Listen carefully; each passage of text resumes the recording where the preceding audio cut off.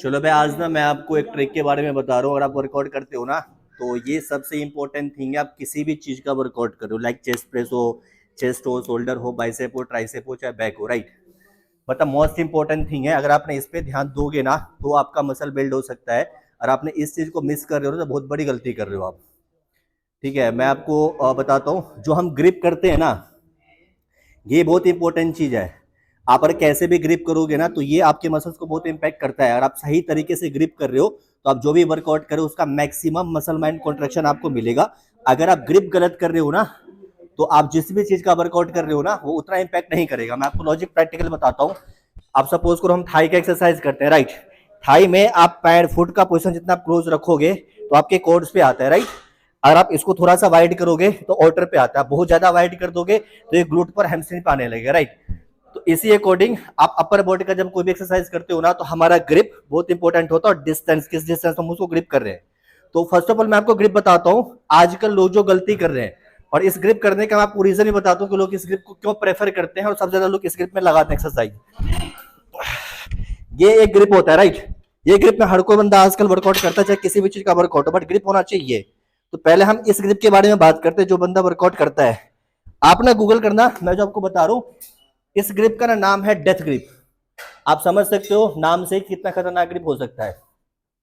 तो इस ग्रिप में सबसे पहले प्रॉब्लम तो ये है कि आप जो भी वेट लिफ्ट कर रहे हो ना, वो इनसिक्योरिटी ग्रिप है कि कभी भी अगर वेट फिसला तो आपको प्रॉब्लम हो सकती है। दूसरी बात, इस ग्रिप को करने का ना मेन रीजन पता है क्या है। आज के में जो भी बंदा वर्कआउट करता है ना, उसको जब कभी हम अगर हैवी वेट लिफ्ट करते हैं, तो ग्रिप गलत होने की वजह से ना हमारे फोर आर्म्स के अंदर पेन आता है। तो ये ग्रिप करने का मेन रीजन ये है कि जो भी बंदा आपको इस ग्रिप के अंदर वर्कआउट करते हुए देखता है ना, वो फोर आर्म्स के अंदर पेन ना हो, इसलिए वो ग्रिप करता है।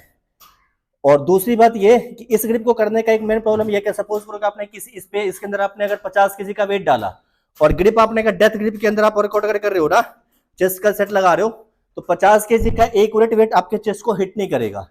ये ग्रिप आपके पूरे फोर आर्म्स और पूरे आर्म्स के अंदर जो आप वेट लिफ्ट करते हो ना, वेट आपका डिस्ट्रीब्यूट हो जाता है। सपोज आपने 50 kg डाला, तो 20 kg का वेट ही आपके चेस्ट को हिट कर पाएगा।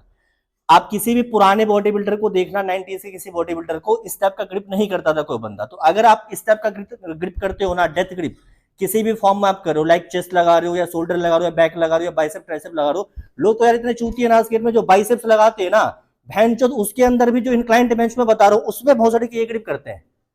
समझ रहे हो आप। तो किसी को देख करके तो क्या मत क्या करो कभी भी। ये ग्रिप ना, इस ग्रिप का नाम ही है डेथ ग्रिप।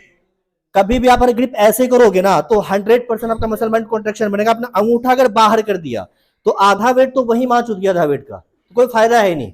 मैं इसलिए ऐसा रूटली बोल रहा हूँ कि हमारे जिम में ऐसे बहुत सारे हैं जो ऐसा ग्रिप करते हैं, और उनका सालों साल वर्कआउट कर रहे हैं और अभी तक मसल नहीं बना। तो छोटी छोटी चीज ना डिपेंड करता है आपके मसल्स को ग्रोथ करने के लिए। तो ये ग्रिप करने का सिर्फ दो ही रीजन है जो बंदा ये ग्रिप कर रहा है। पहला बात ये है कि फोर आर्म्स के अंदर पेन नहीं आता है। दूसरी बात ये कि इस ग्रिप में आप वर्कआउट करते हो ना, तो इजी लगता है लोगों को, इसलिए ग्रिप करते हैं।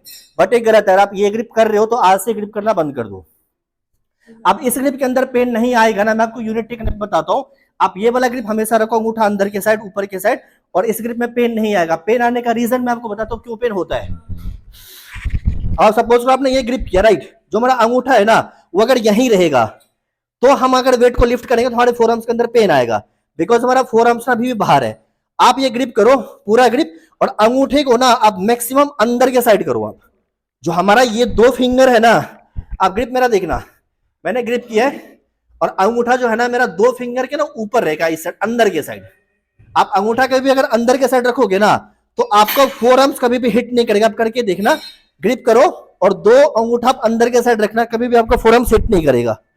और अगर आप डेथ ग्रिप के अंदर वर्कआउट करते हो ना, तो आज से ग्रिप करना बंद कर दो। और जो ग्रिप आपको मैंने बताया, इसके अंदर ये टेक्निक आप यूज करना, तो फोरम तो आपका कभी भी हिट नहीं करेगा। और दूसरी बात, कभी भी अगर प्रेस मूवमेंट करते हैं, तो उसके अंदर डिस्टेंस, जो ग्रिप होता है डिस्टेंस करने का ना, ये मस्ट इंपॉर्टेंट थिंग होता है। कोई भी बंदा अगर निशान देख रहा है, तो उसके ऊपर डिस्टेंस उस अकॉर्डिंग होल्ड करता है, या वेट को लिफ्ट करता है। या सपोज करो आपके साथ कोई बड़ा बॉडी बिल्डर लगा रहा है, जिसका विड्थ ज्यादा है, शोल्डर का विड्थ ज्यादा, चेस्ट का विड्थ ज्यादा है, तो वो जो ग्रिप पकड़ रहा है ना, हम उसको कॉपी करके वो ग्रिप पकड़ते हैं। ग्रिप जो होता है ना डिस्टेंस का, वो बहुत मायने रखता है आपकी मसल्स को हिट करने के लिए।